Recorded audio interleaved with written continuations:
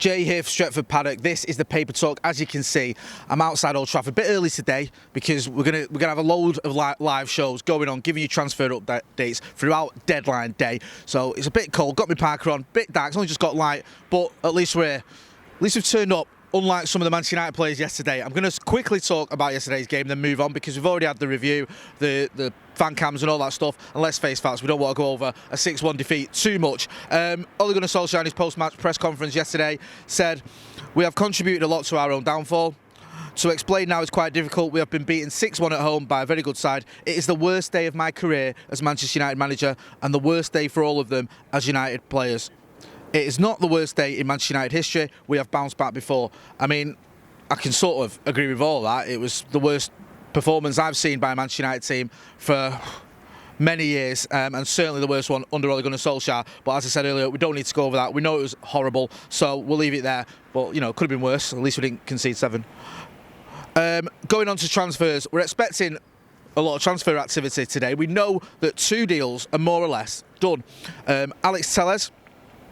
But there was breakthrough yesterday in the talks. We had the old "here we go" from Fabrizio Romano. I think the fee is around €15 million for the Brazilian left back. He's coming in from Porto. He's expected in. I think he's expected in today for his medical, and that should more or less be a done deal by the end of the day. It wants to be anyway. So if you don't know much about him, I'm sure you do because we've spoken about him a lot on the channel and everyone else has. 27 years old. As I said before, Brazilian. He's got a solitary Brazil cap. Had a really productive season at Porto last season. I think in the league it was something like 11 goals and 8 assists, and in total I think he scored 13 goals in 40-odd games. So, I mean, for a left-back or a left wing-back, he does like to get down the business end of the pitch, and let's face facts, after yesterday's performance, including by Luke Shaw, I'm not going to single him out because they were all terrible, then we definitely need reinforcements in that position anyway. So Alex Telles from Porto, we expect that to be a done deal today. Now, another deal that we're almost certain is going to happen, or is more or less done, it's just a case of him signing on the dotted line, is Edinson Cavani. He was a bit of a surprise, really, because we spoke about him on the Transfers Live about a week ago. He'd been linked with us, and I think it was me and Alex Baggers who were on it at the time, were like, don't know about that one, 30-odd years old, 33 years old, not played a lot of football last season. I think he's a free agent, expensive wages. Do we really, is that the sort of player we want? Is that the sort of player that fits into this ethos we seem to be having at the minute at Manchester United, where, you know, we're buying younger players and players who've got quite a few years still left in them? But let's face facts, we need strikers. He's an experienced striker. He gets you goals. Hopefully he can come here and do a similar sort of job to the job that someone like Zlatan or Henrik Larsson did. I'm not saying he's as good as them or whatever. I'm just saying they came in at the sort of autumn of their career and did a productive job for Manchester United. And hopefully Edinson Cavani can do the same, because we need strikers, we need reinforcements, especially now that Anthony Martial is facing a 3-match ban for his sending off yesterday. Sorry, I did say I wasn't going to talk about yesterday, forgive me. Apparently he's got a contract that's worth 250 grand a week. So on a lot of money, probably not the highest paid player here. I think that other players are on a little bit more than that, the likes of David De Gea. I think even Paul Pogba may be on more than that. But he will be one of the top earners. It is quite a big chunk of change for a player here at Manchester United. But you're not paying a transfer fee. You are paying paid agent fees, though. Agent fees rumoured to be around €10 million. People up in arms about that. But we need strikers, we need signings, and he's a player that can come in, bring a bit of experience, bring something different. He's a different type of player to the likes of Marcus Rashford, to the likes of Mason Greenwood, to the likes of Anthony Martial.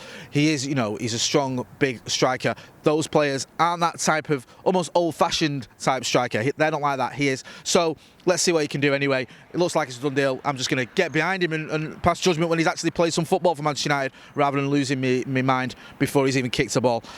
Another signing which could be on the horizon is that of Ousmane Dembele. Now, because United have signed Edinson Cavani, or are about to sign him, doesn't mean we won't be looking at other attacking options. And Ousmane Dembele from Barcelona has been linked with us. Now, basically, this sort of started getting a little bit of momentum last week, again around the same time as the Cavani rumours. Now, Fabrizio Romano tweeted recently, Memphis Depay has the agreement with Barca, ready to accept 25 million. Leon are ready to accept €25 million plus add-ons from the bid from Barca for Depay.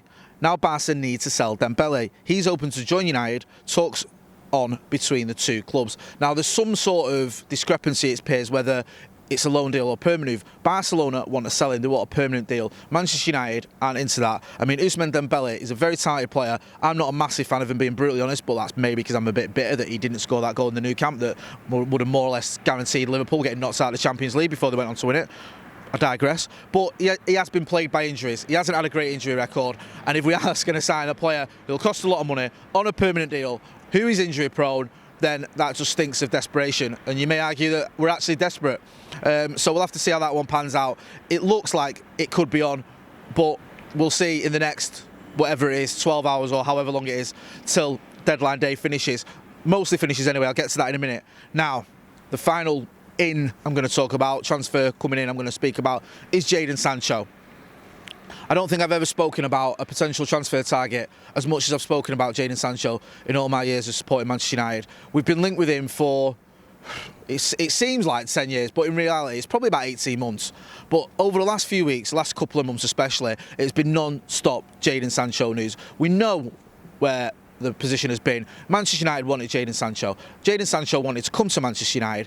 Jadon Sancho, Manchester United had an agreement in terms of wages that he was happy with, his agent was happy with. The only sticking point, and it's a pretty big sticking point, was that Borussia Dortmund want 120 million euros for Jadon Sancho. Now, Manchester United have been putting the feelers out. I don't think there's been sort of there's been a sort of a tentative bid, or United have weighed up a bid. I don't know if there's been an official here's a bid, although we've had reports of that. It's not been very clear, and being brutally honest. But United were willing to pay some up front, the bulk of it, or not, sorry, the bulk of it up front, some in instalments. Dortmund were like, no, we want it all up front. Manchester United were like, well, there's a global pandemic on, we're losing £4 million per match day. I don't think that's much of an excuse, because Manchester United make lots of money anyway, but that's where we stand. Anyway, Dortmund were having none of it. They set a deadline of August the 10th. They said, if you don't make this bid by August the 10th, forget about it. Now, as you've probably guessed, United didn't make a bid by August the 10th. So Dortmund were more or less, okay, that's not happening. But there was still some discussions, or there are even still some discussions going on between intermediaries. Apparently, Stefan Liechtensteiner's brother's involved, bizarrely, and other people are involved. And these have been going back and forth and negotiating on behalf of the clubs and sort of trying to see if there's any common ground. But we're running out of time. I mean, the transfer deadline is almost been and gone, and it doesn't look like Jadon Sancho is going to be coming here to Old Trafford. I've said it many times, would love to have seen him here. Think he's a fantastic player, great young talent, would have that number 7 shirt and wouldn't be overawed by the demands of playing for Manchester United Football Club. But we're running out of time, and it doesn't look like it's going to happen. And I'd be amazed if in the next 10, 11, whatever many hours, Manchester United are suddenly able to stump up the 120 million euros, or Dortmund suddenly lower their asking fee. I just can't see it. It looks like it's dead. Now, I may be wrong, but we'll have to wait and see, and let's face facts, we won't have long to wait and see. Michael Zorc, the Dortmund director, said recently, Jadon Sancho is our player and he's got a long-term contract with us. Sancho missed the recent game for Dortmund. He said he was ill, there's no transfer reason, that's why Jadon is not playing today. So he's sort of poo-pooed any idea that Sancho missed the recent game for Dortmund because he was on his way here to Manchester, or was about to sign for United. He's saying that's not the reason. Again, like I said earlier, we'll wait and see, but the chances of him coming are getting sort of minuscule by the minute. We've been covering this for months. We've spoken to many German journalists, Christian Falk, Florian Plettenberg, Patrick Berger, and they've all said the same thing. He ain't coming to Manchester United. Or Falk said the chances get smaller and smaller by the day. Plettenberg and Berger said it ain't happening, and it looks like they're going to be right. Now, I said earlier that the transfer window closes tonight. To quote Andy Tate, there's a technicality. It closes on the 5th of October, a domestic-only window during which Premier League clubs even can trade with those in the EFL, English Football League, or below, will run from tonight to 5 o'clock on the 16th of October. So United could still do some transfer business with clubs in the Championship.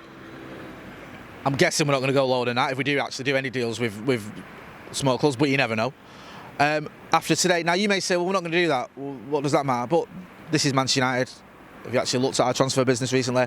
Would it surprise you if we were trying to get someone in from the Championship next week because we hadn't got the targets we needed, or whatever, for whatever reason? Maybe someone like, I've mentioned him a lot of the time, Ismail Assar, from Watford. You never know. It wouldn't surprise me. So there may be more sagas after today, but by and large you'd expect most of Manchester United's transfer business, if not all of it, to be done today. And the 3 players you'd expect to see, at least 2 of them in a Manchester United shirt in the coming weeks, are Alex Telles and Edinson Cavani, and possibly Ousmane Dembele. Now, in terms of leaving, one player who's on his way out today looks like being Chris Smalling. Fabrizio Romano, again, I keep quoting him because he's reliable, he knows his stuff, he's sort of missed the top tier 1. AS Roma are now 1 step away from signing Chris Smalling from Manchester United. Last details pending.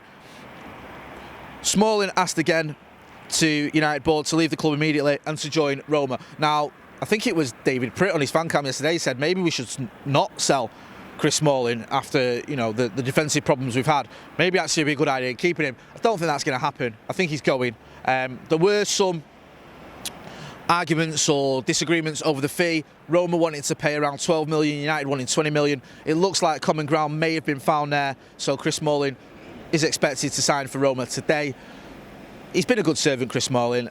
I know a lot of people have sort of ridiculed him and said he wasn't good enough.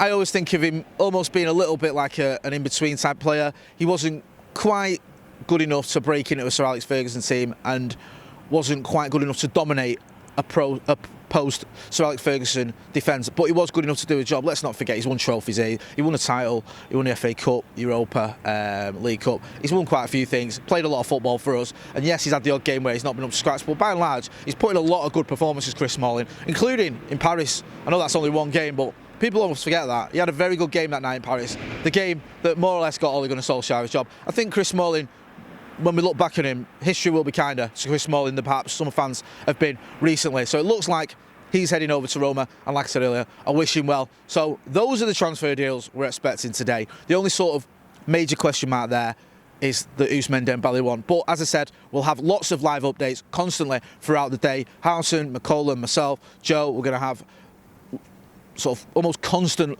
live streams. We're going to be in the studio, we're going to be here at Old Trafford, we're going to be giving you a reaction as soon as signings are confirmed. Hopefully there will be some signings confirmed. We'll be going live and letting you know about that. If any players leave, we'll be letting you know about that as well. We're keeping you up to date constantly throughout the day till gone 11 o'clock tonight. We'll also have a late night live where Joe will recap over everything that's happened, all the signings that have come in and the signings that may or may not have left Old Trafford. So that's been the paper talk. We'll wait and see how many signings Manchester United make and whether we can give ourselves a little bit of a boost after the game that shall not be spoke about again. I've been Jay. Don't forget to hit like, share and subscribe. Thanks for watching.